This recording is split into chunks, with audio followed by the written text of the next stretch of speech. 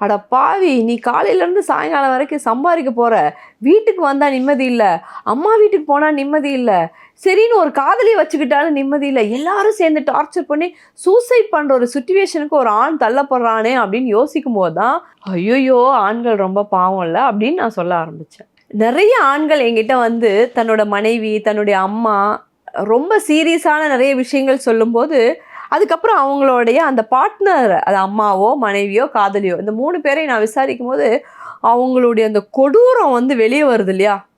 எனக்கு அவன் வேணும். ஆனா, நான் அவன கொடுமைப்படுத்திக்கிட்டே இருப்பேன். சில ஆண்கள் அப்படி இருக்காங்க. ஆனா, பெண்கள் இவ்ளோ தூரம் கொடூர மனநிலையோட, அவன நான் விட மாட்டேன். அவன் வாழ்க்கைய நான் கெடுக்காம விட மாட்டேன். அவன் வந்து எல்லாத்தையும் எனக்கு தான் பண்ணணும்னு அம்மாவும் சில பேர் இருக்காங்க.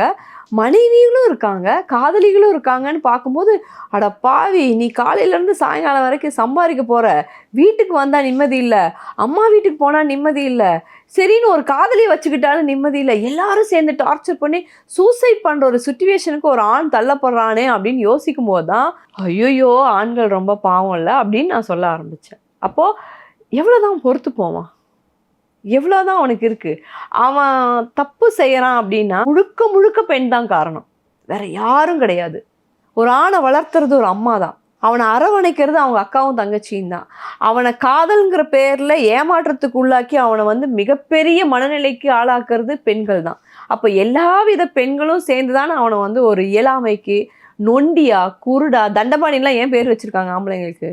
தண்டச்சோரா வீட்ல உட்கார்ந்து வளர்த்துனாங்க. நீ ஏன் செய்ய மாட்டேங்கிறேன்னு கேட்கல யாரும். யார் தட்டெடுத்தா? சாமி சாப்பிடு தங்கோன்னு சொல்றது அம்மா தான்.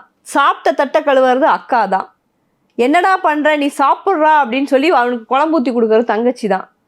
என் லவ்வருக்கு நான் தான் ஊட்டி விடுவேன் நிற்கிறது காதலி தான். என் புருஷனுக்கு நான் செய்யாம யார் செய்வா? எல்லாம் பண்ணிட்டு அவனை நொண்டியும் குருடும் செவிடுமா ஆக்கிட்டு, கையும் காலும் விளங்காத மாதிரி ஆக்கிட்டு, நீ ஏன் செய்யல? நீ ஏன் பண்ணலன்னு திடீர்னு ஒரு புரட்சி கிளப்புனா அவன் எப்படி செய்வான்? இப்போ இருந்து சொல்லி கொடுங்க. நீ ஆம்பளை பிள்ளை பெற்றிருக்கியா?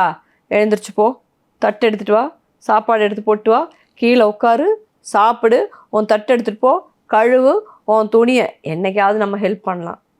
நமக்கு காய்ச்சல் வரும்போது அவங்க ஹெல்ப் பண்ணுற மாதிரி அவங்களுக்கு காய்ச்சல் வரும்போது ஹெல்ப் பண்ணலாம். இல்லை, ஆண்கள் காலையிலேருந்து வேலைக்கு போகிறாங்க, பெண்களும் காலையிலேருந்து வேலைக்கு போகிறோம். 50-50 பண்ணுங்க.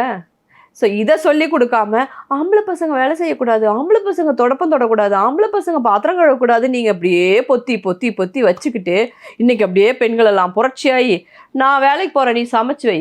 எப்படி சமைப்பான்?